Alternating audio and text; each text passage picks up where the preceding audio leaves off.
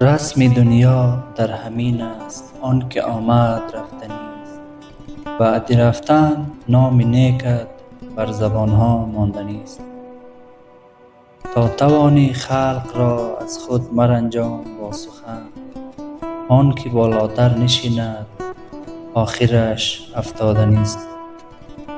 عمر و جانت گرچه عمر نوح هم باشد، ولی شیشه عمر گرانم عاقبت بشکستنی است. تکیه بر ایمان خود کن، همره شیطان مشو. ریسمان دست شیطان ظاهرا بوسیدنی است. ثروتت بند است بر شب، شهرتت با یک تبی.